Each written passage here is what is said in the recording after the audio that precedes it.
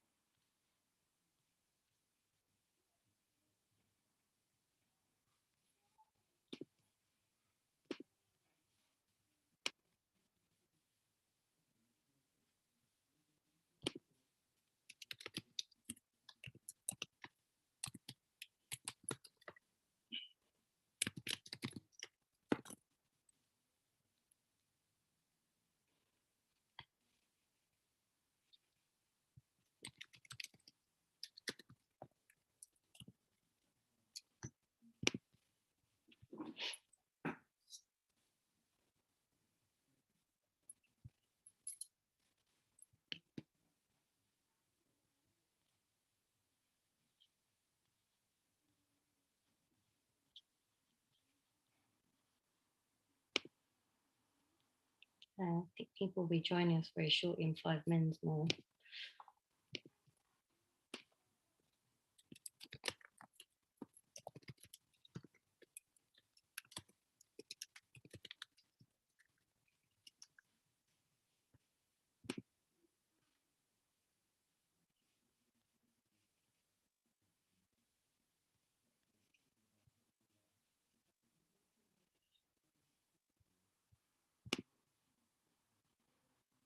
Mm.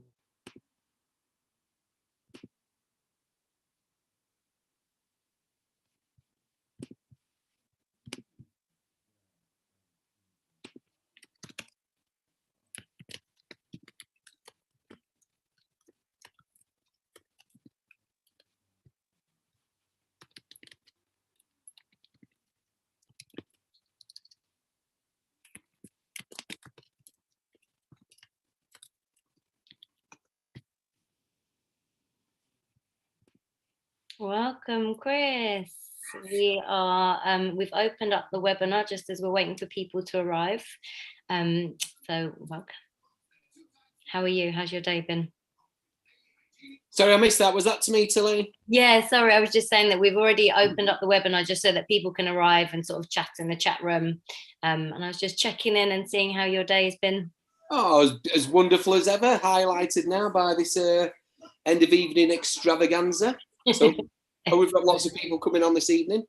Yeah, it's looking good. Perfect. Have we got everyone here? Nearly. We're just waiting for Sharifa to arrive, and then we're going to be kicking off officially at 7 o'clock on the dot. Oh, let me just turn Sky Sports News off.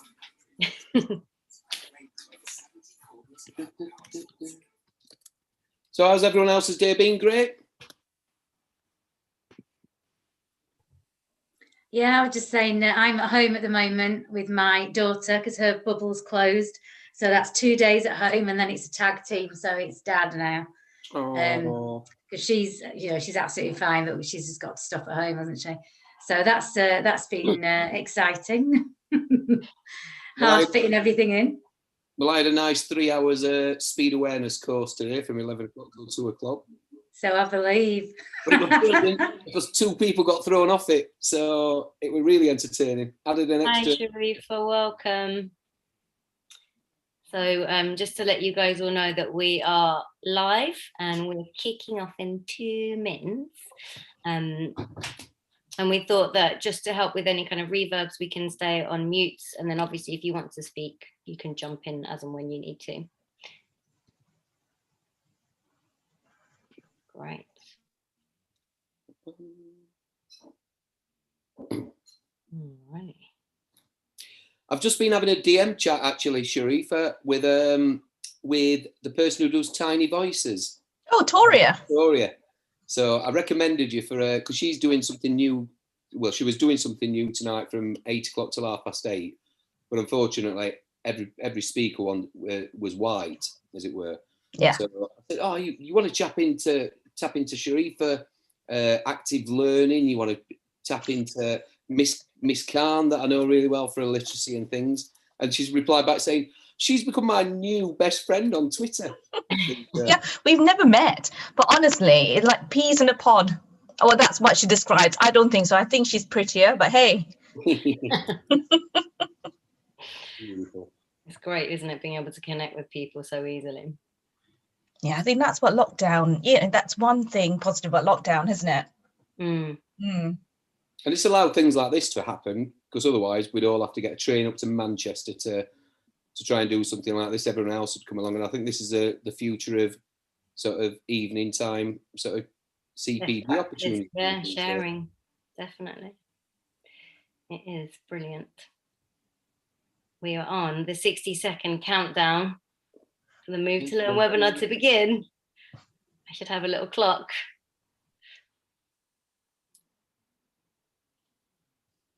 Let me take a quick picture so I can tweet it after. Okay, but let us all smile this time. You got a horrible mugshot of me last time.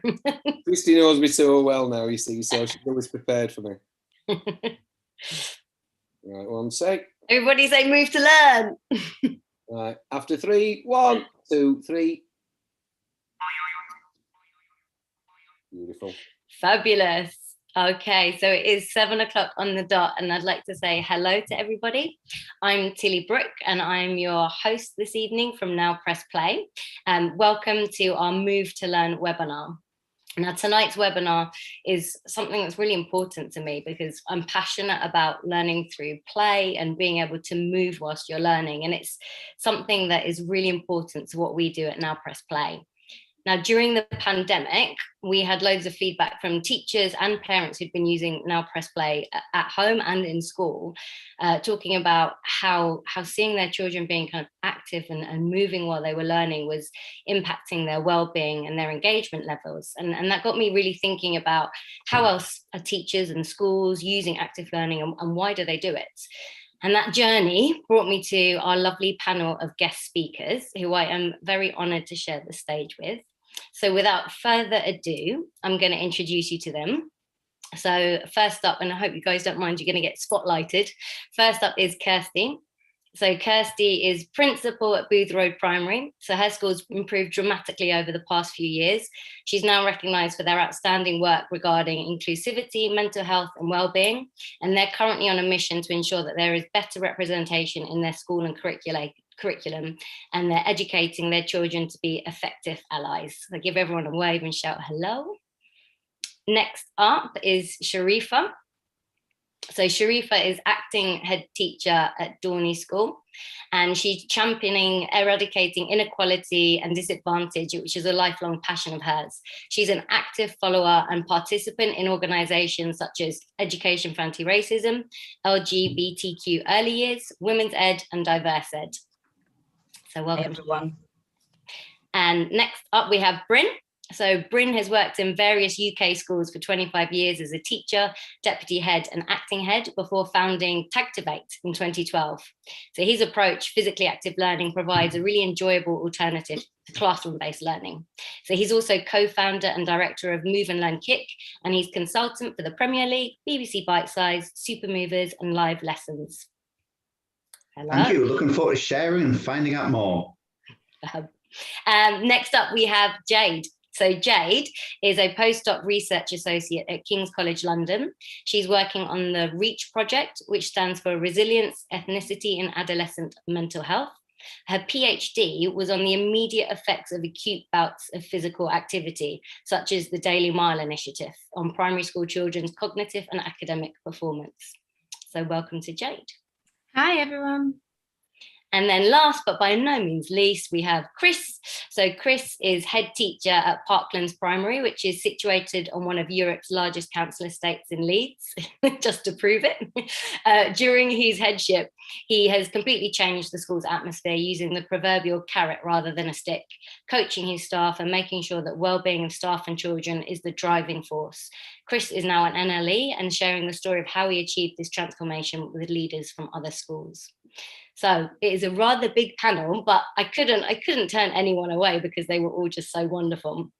So if you're at home, make sure you join in the conversation on social media. If you're registered to the webinar, there's the chat room for you to talk in. Put any questions into the Q&A, and we will aim to answer as many as possible as we can at the end. Okay, so over to my first question. So the first question is to all of you, and I just want you to sort of summarize what active learning means to you. And Chris, I went to you last, so I'm going to come to you first.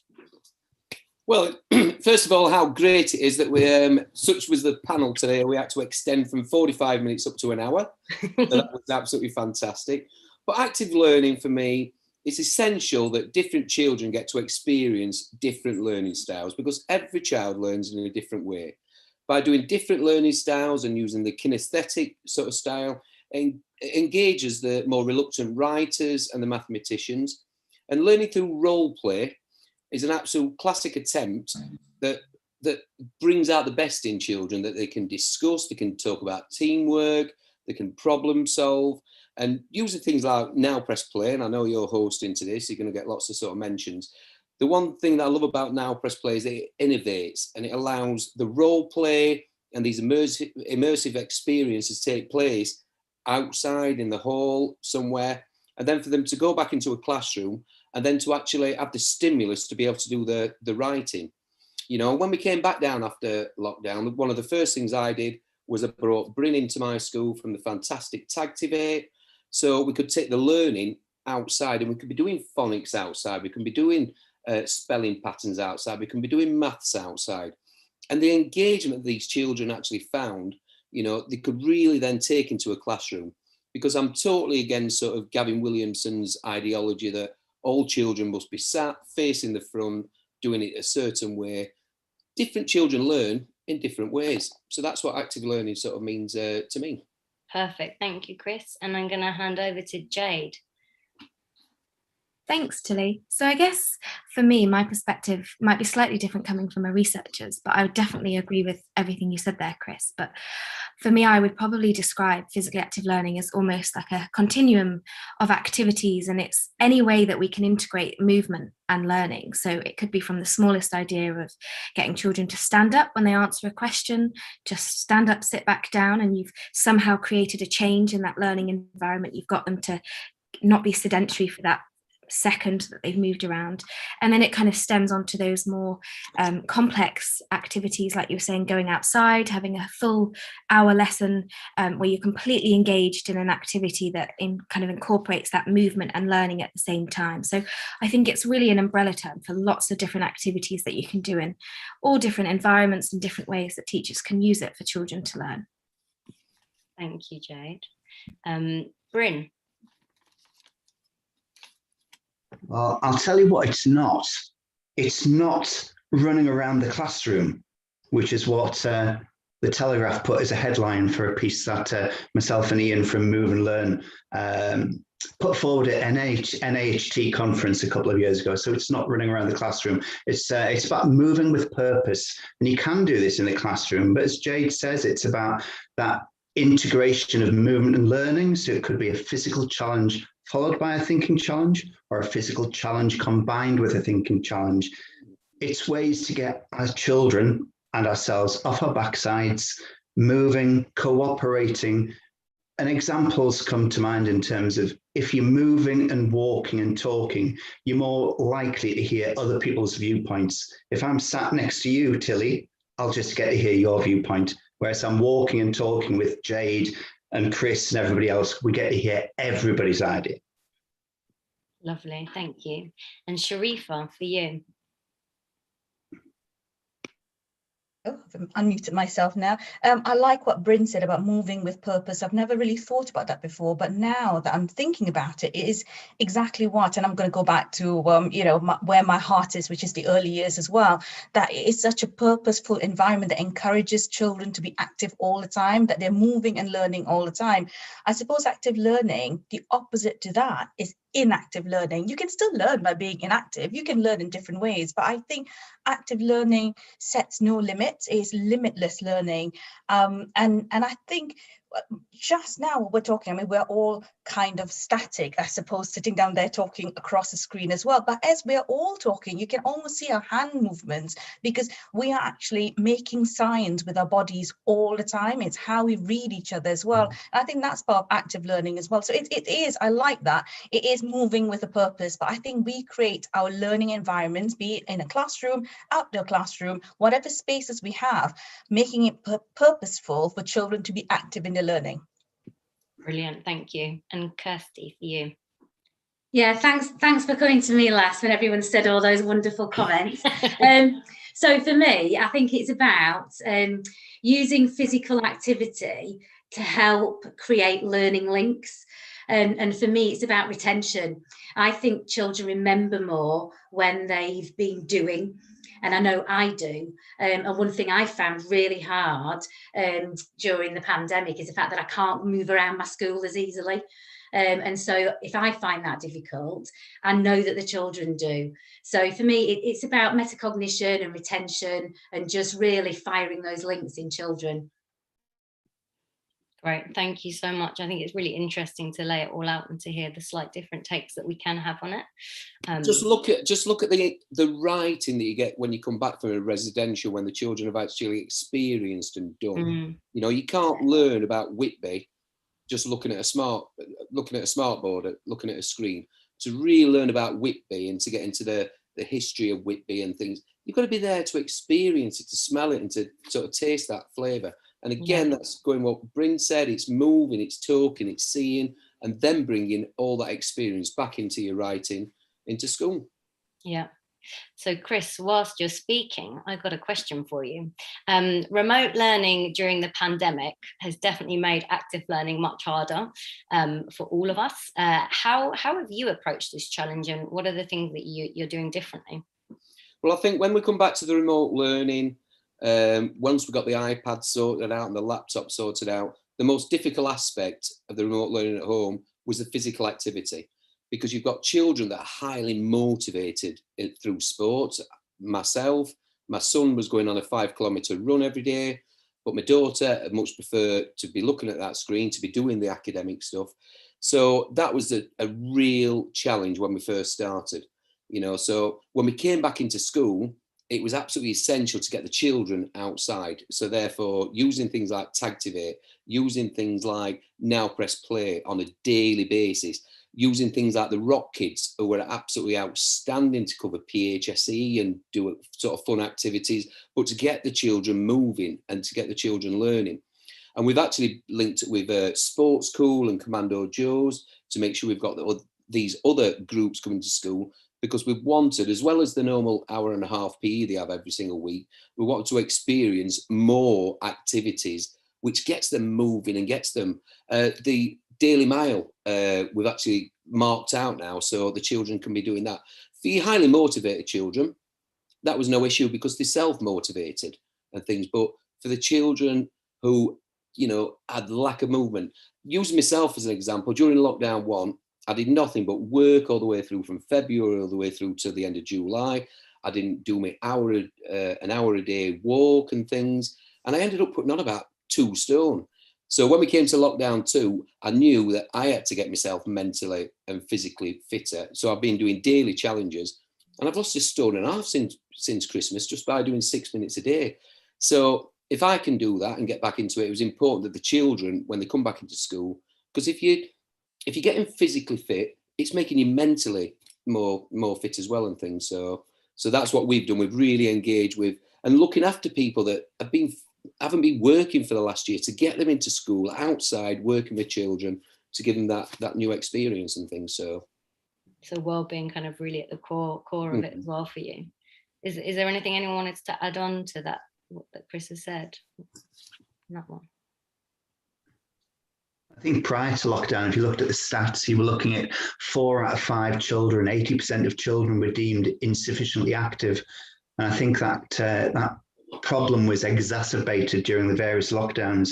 Those children who had access to parks and gardens, that was fine. And we had all these gorgeous videos of kids playing and doing different challenges in the garden. But for every child that was doing that, chances are there'd be 1 or 2 children who weren't doing that. So I think it is a case of like redressing the balance. In terms of making sure that gap doesn't get too wide. Mm-hmm. Definitely. Okay. Sharifa, I wanted to speak to you about the big focus on the catch up due to the pandemic. Now, some people, might argue that spending all of this time playing and moving is a bit wasteful, and that right now what we really need to be doing is focusing on that lost learning time. And obviously other people will be arguing the opposite way. What's your response to this? Well, I think we can actually, that there have been some national leaders, in the DFE and the government as well, who actually has said exactly what you've said, that children need to catch up on their learning. But I think we could flip that narrative. And I'm going to quote a little bit from Amanda Spielman, who is actually, the lead of Ofsted, really. And what she said, I think it was this week, or it was last week as well, a speech where she actually flipped it and said, no, but call it what you will, but what children need is actually to catch up with their family. What they need is to catch up with their friends. What they need is actually those experiences that Bryn said that was lost to them during the lockdown. And for a lot of children who had to stay at home, who were totally isolated as well, coming back to school, this is the experience of being active again, not only active academically, but active physically, active emotionally, active mentally as well. And all those things must be in place first before we can even talk about the academic. So personally, I do not agree with the deficit model. I do not agree with the words catch up. Call it what you will in whatever context you decide. But there is something that needs not that has been lost, but something that needs discovering again. But it's something quite palpable in our schools as well. There are children with slightly raised anxieties, so are the parents and so are the staff as well. So what are the ways of addressing that? And we know, and I'm sure Jade will say as well, by being more active, we're actually giving people almost the energy that they need to be able to discover themselves again, to go back on that track again, and to be ourselves again. So I think things that need to be learned here now, what is priority now in not only in education but in life. Yeah, that permission to kind of have a safe space to play and explore. Absolutely. Definitely. Jade, did you want to add anything onto that? I couldn't agree more. And I think, in my current job at the moment, we're doing a lot of research with young people about kind of how they felt during lockdown and COVID and the pressures on them with GCSEs and A-levels and the uncertainty of not knowing what's going to happen. And all that's doing, that pressure of feeling like they need to catch up, is just putting more strain on them for all the other things, like you said, that they are missing. And the thing that they've missed the most is those interactions with people in real life, just even if it's interacting with their teachers, being in an environment that they're used to. And I think that's the biggest thing we need to give everyone, just that normal routine and taking away the fear and the uncertainty that they're not going to do as well later on when they leave school and going to university, and kind of reassuring them that that's not the most important thing. It's those other interactions that they need to kind of get back to and appreciate a little bit more. So yeah, I would totally agree with what you've said there, Sharifa. And it always sort of puzzles me who comes out with the fact that we need catch up. I put a poll out on Twitter the other week asking if any head teachers have been asked how far behind people have been, and there were 6,000 votes, and there were only 2% of head teachers and senior leaders and CEOs that have been asked. So I'll give you an example. Last Monday, when the children returned on the 8th of March, when walking around into my reception class, they said, we're going to have to redo all this planning for the rest of this week, because all the children retained all the sounds that they've been doing and reinforcing at home through an online learning and things, which was a great thing. Talking around to me other teachers on the early bird, the times tables hadn't just all been forgotten. Handwriting was a bit of an issue, but by now we're into week 3, the handwritings get back to normal and things, because they've been used to sort of typing and learning that way. So this catch up, it's for me, catching up on what everybody's been in the same boat. You know, it's about getting the children back, engaging and being happy. And the children just come back into a classroom, sit in silence, facing the front, trying to catch up. You know, it's not going to engage the learning. The children need to be welcomed back into school. They need to be loved. They need to be nurtured. And they need to enjoy that love of learning again that they've always had in the past. And I think that's the key, isn't it? Finding a resource or a way into a subject or a topic that is a bit more creative and playful and active in whatever form that may be. Kirsty, you unmuted yourself. Were you going to say something? Yeah, I was just going to say it depends on how you view education as well. To me, if you view education as only being the academia, then perhaps there is a little bit of knowledge that they might need to go over or we might need to repeat. But to me, education isn't about that. It's about the whole child. And so this catch-up agenda is it focuses on the wrong thing for me. And I think it's like Sharifa said, you know, for a child to do well in whatever subject that they excel in, they have to be in the right frame of mind mentally. And we know that physical activity supports mental health. So yeah, just the whole term catch up is quite frustrating for me. Yeah.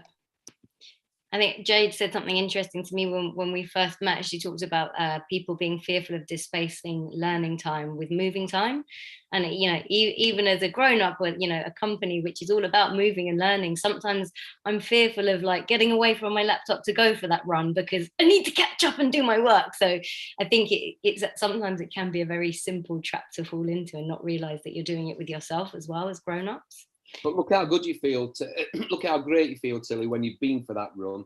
Exactly. And how much more productive you are because you've done something for you, you've done something that's made you mentally and physically stronger. So therefore your productivity actually goes up higher.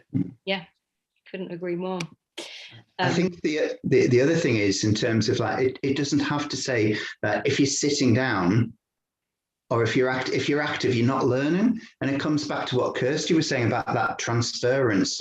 Physically active learning makes sure that the children can transfer that knowledge from short-term to long-term memory.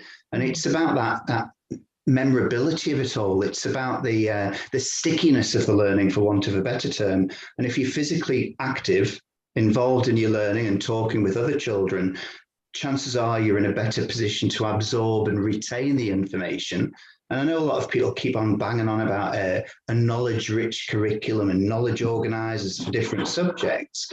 And it doesn't have to be that way. It doesn't have to be chalk and talk or whiteboard and, you know, PowerPoint and worksheets. It can be done in different ways. So it's not a case of a binary, this or this. There are ways that we can blend both. Yeah. Yeah, I think that's really lovely. Thank you, Bryn. I'm going to move us on to our next question. Jade, what is the evidence that you have gathered that supports learning through play and movement? Thanks, Tilly. Yeah, so I guess kind of the research field has developed quite a lot over the last decade, I would say. And some of the research that I've been involved in, kind of what you said before about my PhD research, is all about looking at the effectiveness of physically active learning and understanding what the effects are in the immediate kind of, as soon as they've engaged in some physical activity, what's the learning effect straight away when they might go back into the classroom, but then also what's that kind of longitudinal effect over time, maybe over the course of an academic year, how much more do they learn? And so far, a lot of the findings are really positive in finding that children do improve their academic performance. They do actually learn a bit better. They can retain that information a bit more, like Bryn was saying. And in particular, in that short term, children going outside for just 15 minutes, taking a break, engaging in some movement, whether that's quite a low intensity, they're just walking around, chatting, playing, or kind of that more complex kind of physical active learning. There's benefits from both types of physical activity. And some would even say just having that break from learning and not always having to sit down and focus is going to help children learn a little bit better. But more than just kind of looking at the effectiveness side of things and kind of from that research perspective, from what we call a quantitative perspective, there's a lot of research that's focused in pupils and teachers' perspectives of physically active learning to understand what they think of it once they've trialed it. And pretty much all of the time we get a really positive response from teachers. They can see those benefits on their pupils. It's not just from a health perspective that they're not sitting down all the time, they're not getting more active, but they can see kind of the academic benefits, the teamwork, the kind of different dynamics socially and environmentally that allows children to work with different people. They're enjoying themselves and they're learning, like Chris was saying, in that kinesthetically different way, where you can see a range of benefits, especially for children that sometimes struggle in a traditional learning setting. So there is a range of benefits from that side. I think the biggest thing that we need to do to kind of help teachers get on board with this and see these benefits is really just getting them to overcome the barriers, and like Tilly was saying, you know, that fear of displacing learning time with movement, and also that fear that they're not going to tick off what they should be doing in the curriculum, and they're not going to show that they've gone through learning objectives.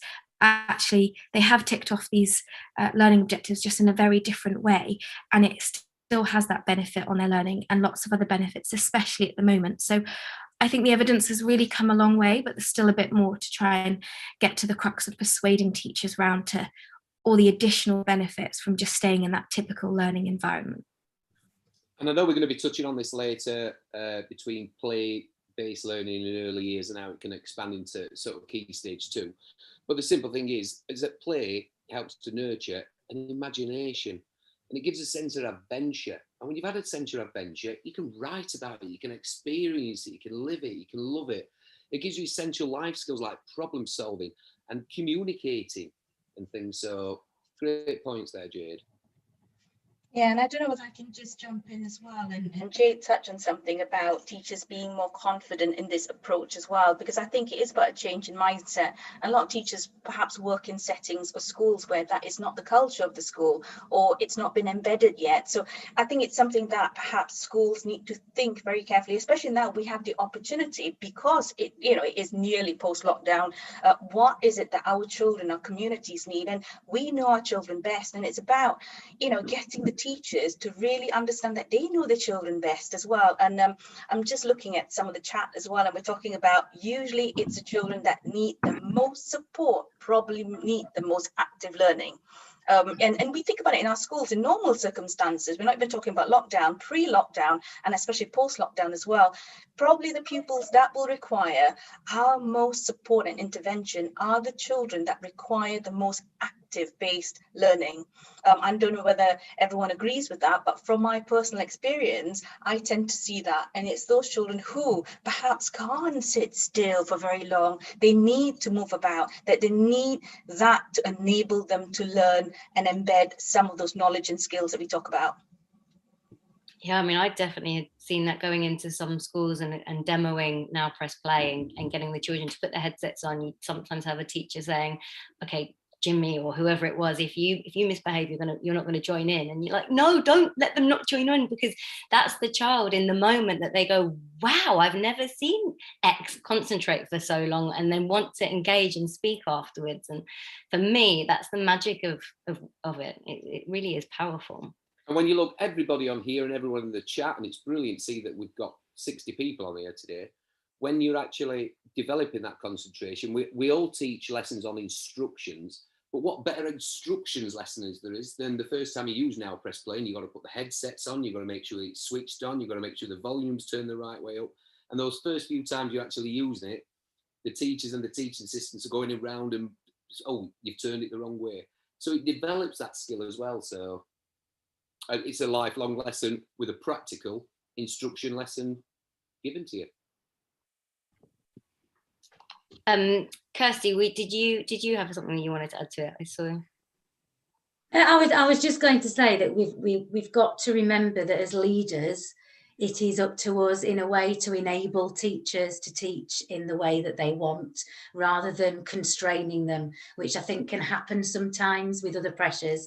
So it was just really that for leaders, you've got to be mindful of the messages you're giving your staff team, so that you're giving them the confidence to try these new ways of teaching, which I think is absolutely the right thing to do, but you've almost got to help them be brave. Yeah, I really like that as a piece of advice. Oh, actually, Kirsty, you're next up anyway. So my question to you was, early years has a big focus on learning through play. And do you think that upper key stages could benefit from this, and how? 'Cause I know you're working on this.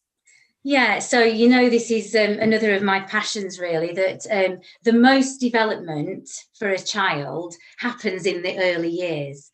So, and most of the teaching or learning is through play. So to me, it's a no-brainer that we continue that focus on play throughout the rest of their school. So we've worked on a couple of projects. I've got a very passionate early years team who really want to extend early years across the whole school. So we've extended continuous provision, certainly all the way in Key Stage 1, but we've also looked at things like, what's the word?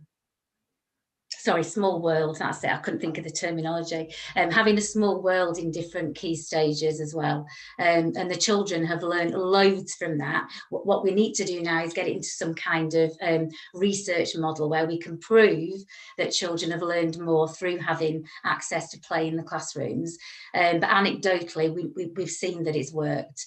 Yeah, so I think we've got to use that really good practice in early years and not be frightened to move away from that traditional sitting down at desks, having the teacher talking to the children, and allow it to develop all the way up to year 6 and into secondary. I don't see why not.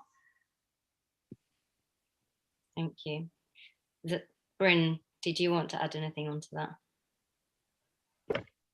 Just in terms of the play-based models from early years foundation stage, I mean, we do some exercises with Move and Learn, and the children do maths relay races with chalk. And chalk is, it's predominantly the domain of early years foundation stage, but take the chalk outside for Key Stage 1 and Key Stage 2, and you can get some great active math sessions going there with the children running relays, drawing the chalk numbers on there, whether or not they're numbers within Venn diagram setups. And again, it's just that the possibility and that growth in terms of you can take playfulness out into different key stages. As a deputy head teacher, I remember doing a transition program, and we brought in different people, dramatists and artists and musicians, etc. And we'd have the dressing up area, and people would go like, well, why do you want that? But you'd have the children from year 7 as part of this transition. And it was gorgeous. They just dived into it. It shouldn't be a case of like this or this. It can be blended. So yeah, take that early years, the playfulness beyond into Key Stage 1, Key Stage 2 all the time. I once found out something really great from my brilliant early years leader that is so good. I actually pinched it, and I tell everybody about it now. But when you're looking at early years and the outdoor provision sort of areas, this is why it's so key and vital for their early development. Because when you've got the climbing frames outside, you've got the climbing walls, and people are thinking it's just an extra PE session, it's actually not. Because when the boys and the girls are climbing, they're using their hand, and they're using these muscles and the back of the fingers, which go down the forearms, which is an essential muscles to develop writing. Now, obviously, my school where it's situated, I'd say 60% of the children have never had a piece of paper and a pen or a pencil before they've come into school, because they haven't gone to nursery. So to get them into school first day and say, expect them to write, they've got to develop those skills. And by active learning and physical learning, they're actually doing it to develop writing skills and things. So, Sharifa, I know you mentioned it in the beginning that early years was something that was kind of very close to you. Oh, absolutely. And I think, everybody else has talked about that as well. It's about the approach, isn't it? It's not that we want to bring the early years curriculum to the rest of the key stages. We understand that there is a curriculum that we do need to cover, but it's not about that. It's about the approach as well.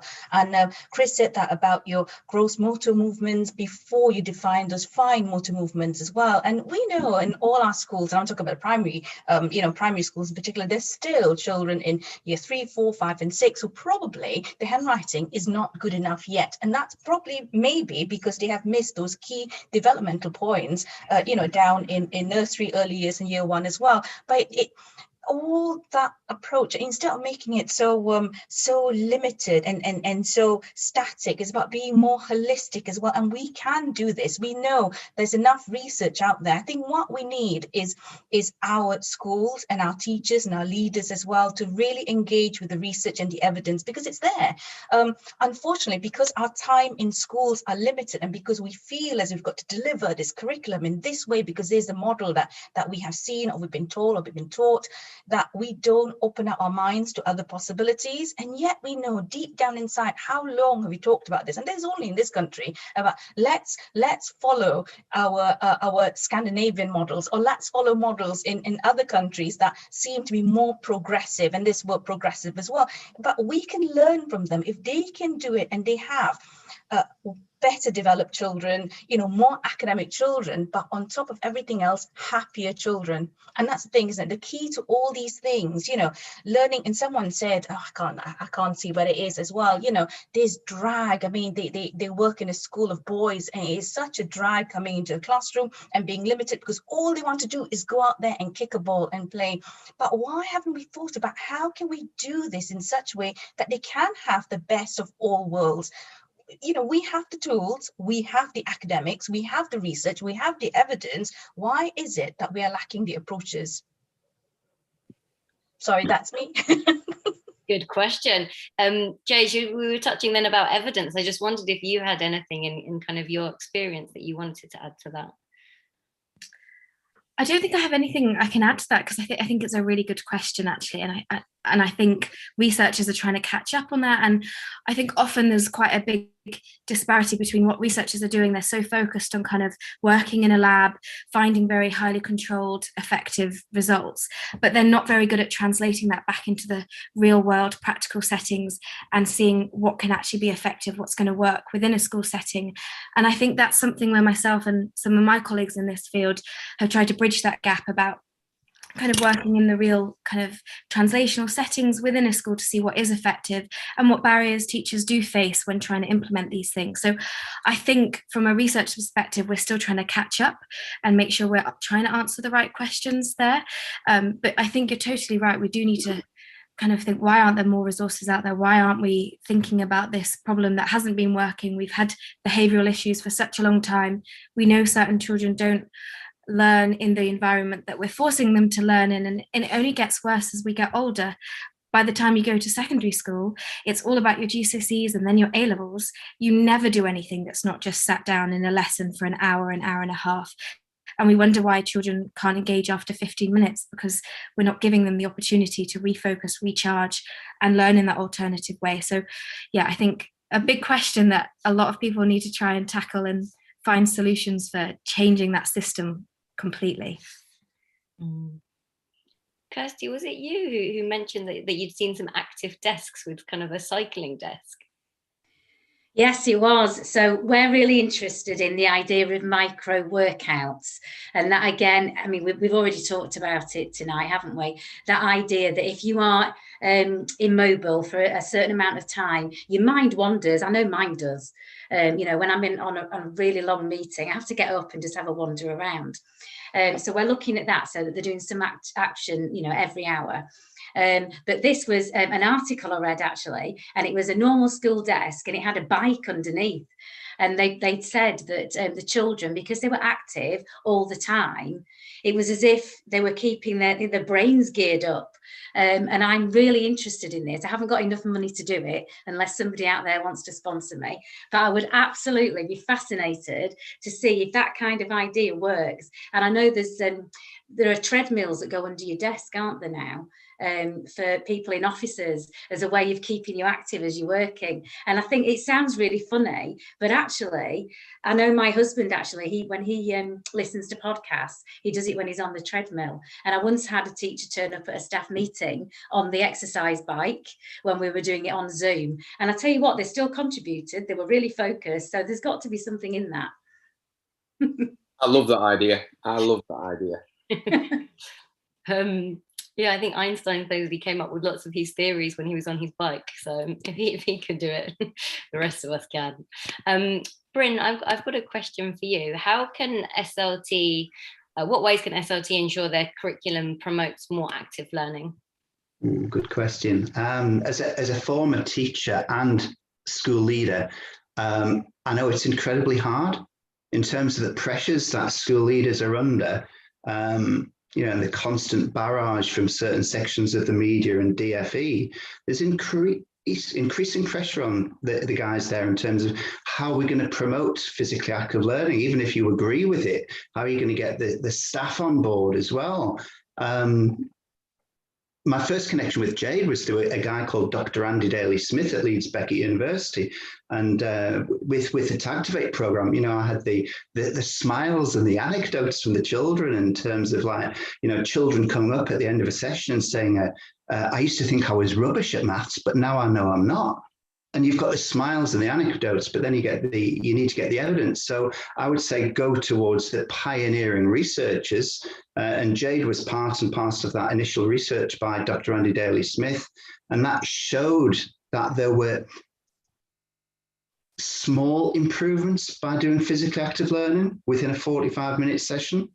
But if you think about it, those small gains, if they're repeated and repeated, they become substantial, just the same as Brailsford and Team Sky as used to talk about marginal gains. This is what we're talking about. And I'm sure there's school leaders and they get bombarded with glossy brochures saying buy our product and your reading age will go through the roof.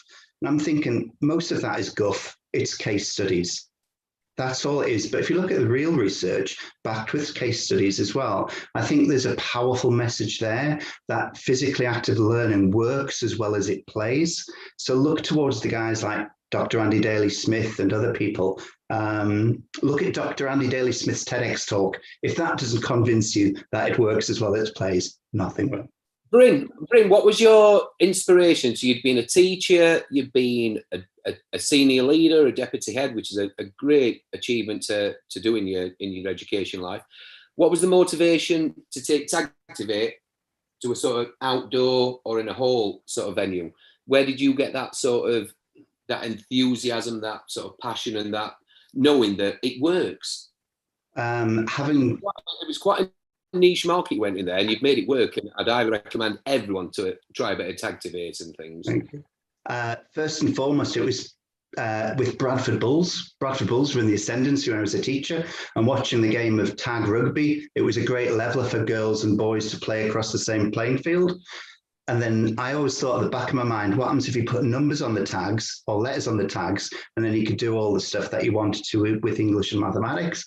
And now modern foreign languages. And now modern foreign language as well. But I think some of it was down to the fact that I felt as if I was a puppet of Gove and Gibb and all those other ministers, all those successive ministers who don't give a monkey's really about teachers and school leaders and children. They're all, they're a bit of a political rant here, but they're more interested in their own career motives and their government policy. They don't know what it's like to work in schools. They don't know what it's like to be a child in a school. So ultimately, I didn't want to look back on life and say, that's all I've ever done. As I said, I knew it would work. I needed to get proof that it worked. And the first round of research proves that it works as well as it plays. And that's interesting because I know that one of the people I've worked with really, really closely over the last 12, 13 years is a good friend of yours, Simon Pobble, from Pobble, who ran a Headingley literacy experience down at Headingley Cricket Club, where the children were doing active literacy in a active sort of way. And one thing I loved about Pobble during the sort of lockdown, when we had the problems with laptops and we had the problems with lack of devices and things, they again hit a beautiful, unique market where they produced 30 activities, one for each day, which was about active learning, about being outside, going on a nature hunt and writing about it, writing a poem about what the clouds look like. And there were 30 activities which, irrespective whether you were the richest child in the world and from the most affluent school, or you was from a really deprived school, these were activities that absolutely everyone could engage with and communities could engage with as well. It could be as simple as a scavenger hunt or a treasure trail. And it could, as I say, you could do it at your own pace. You could run it, you could walk it, you could jog it, you could hop it, you could space hopper it if you wanted. But it's about that purpose in terms of moving from one station to the next to the next. And I do think that orienteering is a great way forward in terms of combining that movement with seeking different objectives. Yeah. It's so interesting talking about it in the pandemic as well. I think it's opened up education to parents and families. I mean, I only have very young children, but, you know, instinctively you're engaging them through an activity and outdoors. And that's when my son was interested in writing. I mean, he's only in reception, but he was more interested in writing about the ship that was sunk like hundreds of years ago and the sailors had died than he was about kind of, here's a picture of a bus, write about it. Like finding those active learning moments. Yeah. Does anyone want to add on to what Bryn was saying? I mean, to get really active learning in your school, you've got to have a senior leadership team that's ambitious for it, that have got a keen interest in it. Because if you've got SLTs that are exam driven and it's just got to be results, you ain't going to get any of this, sadly. So, I mean, the first thing is you've got to find the right school for you, you know, and you've got to have a senior leadership team that can see the benefits of kinesthetic learning as well as visual learning and audio learning and other such things. Just coming back there, it is a case of like, sometimes we've got to find those pioneering school leaders, and we've got them in the room here. There's other guys as well in terms of, look at Chris Willen over in Water Primary School over in Lancashire, the stuff that he's done, just simple things in terms of adding extra play times into the day, or wearing your PE kit on the day that you have PE. So all those problems of having to get changed, they're eradicated. And you walk around the school, and when you walk around the school, you see different year groups wearing their PE kit, and that brings a little bit more to life in terms of the relevance of physical activity. So yeah, get those. To be fair, Bryn, the biggest Revelation, the biggest revelation you're about to say, yes? Coming to school in your PE kit. Yay! Why have we never thought of that before? What was that all about? And I'm sure everyone in the chat will agree as well, because that has just been, my goodness me. Now, there is no wasted time at PE. The children are ready to go. And in fact, I would go one further, because I'm starting to think about this, you know, and I know on Twitter as well, there's been debates on uniform, no uniform, or whatever it is. But if we get the children ready to play, ready to be active, and ready to engage all the time, we're on our way, aren't we? 100%. I was just going to say, we literally had a governor's meeting on Monday, and they've agreed that I can introduce tracksuits as our school uniform. So yeah, because the children will be comfier, they'll be able to be more active without the, you know, the constraints of the trousers and the shirts. So I think more schools ought to be doing that, actually, so that children feel that they can be more active. And I think we've arranged that we can have a staff version as well, because once I told them, they were like, right, well, we want to wear tracksuits as well. They're doing waistcoat. Can you get a waistcoat jogging suit, do you think? My great friend Peter Harding's just put a question up there saying, I'm going to really push for PE kits in my school. The simple thing, you just got to do your SLT in. If they come to school in PE kits, you know, one, they're not going to learn any less. You're not going to learn any less wearing a pair of trainers as opposed to a pair of black shoes and matching black socks. But you get an extra 20 minutes a day PE. Well, 20 minutes a session, you know, and it's absolutely brilliant. And some of these are such simple, effective ideas. It's just, yeah, it's so wonderful to hear it being shared. Jade, were you saying something then? I was just going to add something, if kind of just what we need to do to kind of get SLT to ensure they promote it, just from another angle. I think it's really important to kind of get that whole school approach, so everyone in the school is on board. And I think often when you speak to teachers, there's usually kind of like a champion teacher that promotes active learning. Maybe they've introduced it. And that works really well in like a short-term kind of perspective, maybe for 1 year. But I think to kind of make it a sustainable change and almost like a cultural change in a school environment, you really need to get all the teachers on board.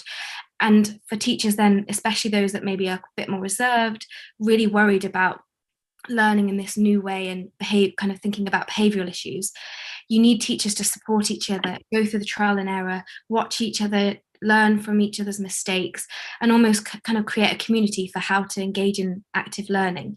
Because without that, there's always going to be teachers that are too reserved and resistant from engaging in it. And I think for that sustainability, we really need to get everyone on this kind of systems change for a new way of learning.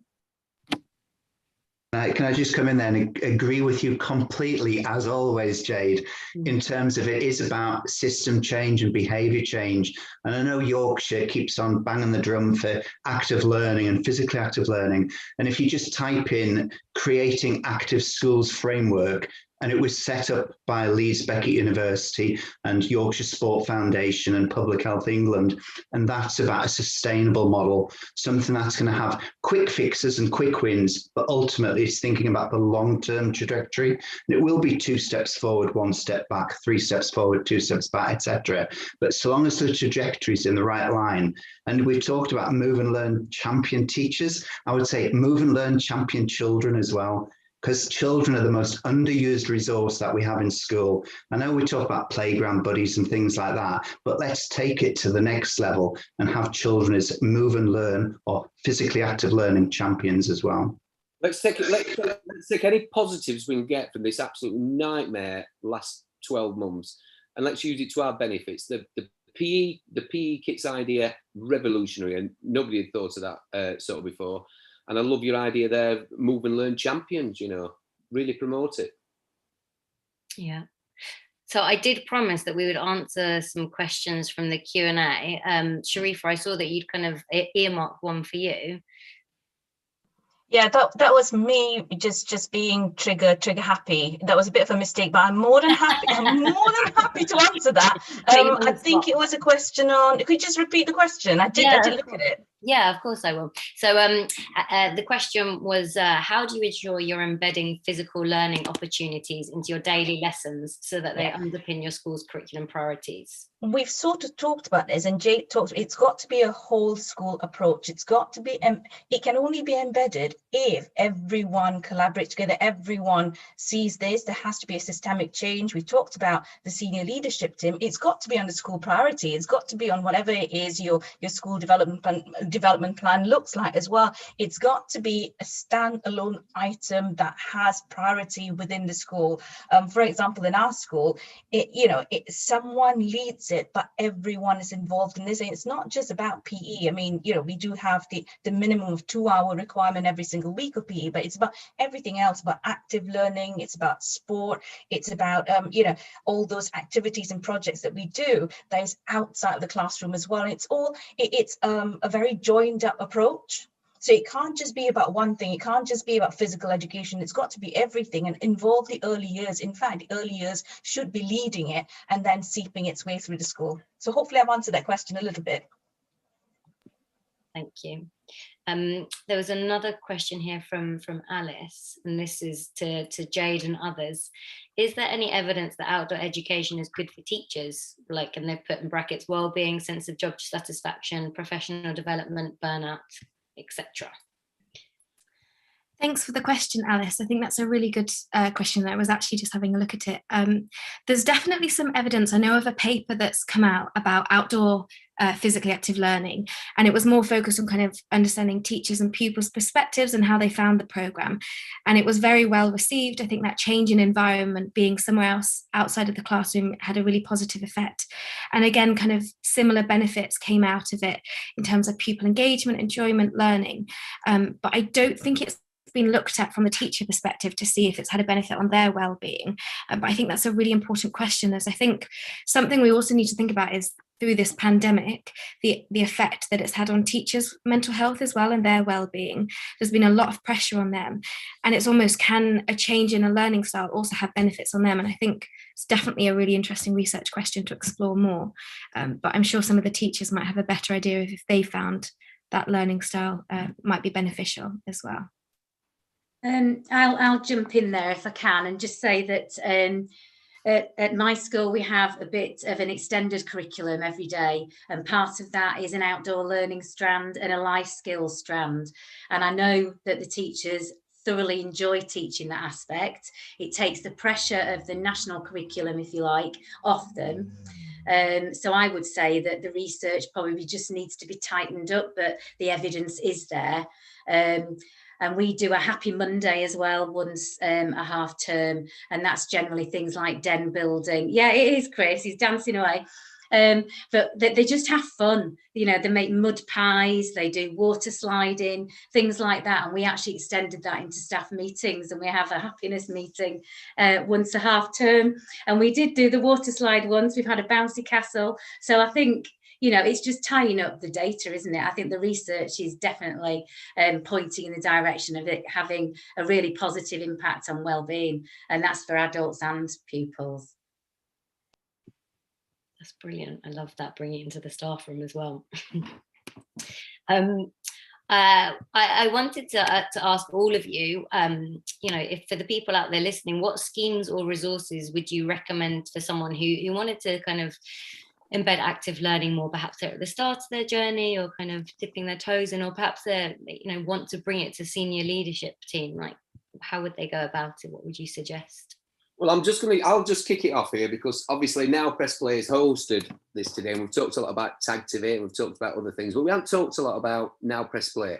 And I don't know how many of the 60 people here have experienced Now Press Play, but, you know, for you guys out there, you can get a 1-week trial. So it's win-win-win, because if you don't enjoy it, you don't get the best out of it, it just goes back.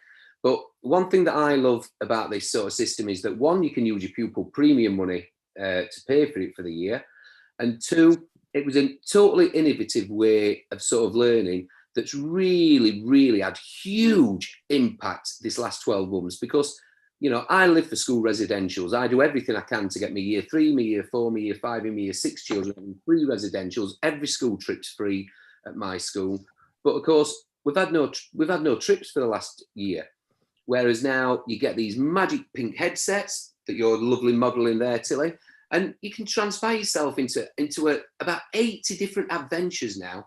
And I think I put a tweet out to Primary Rocks last night saying, when you're starting doing the Saxons, what better way to start learning the Saxons to put the headphones on and to go into a Saxon village and to see what it's actually like there. And the quality of the headphones is second to none.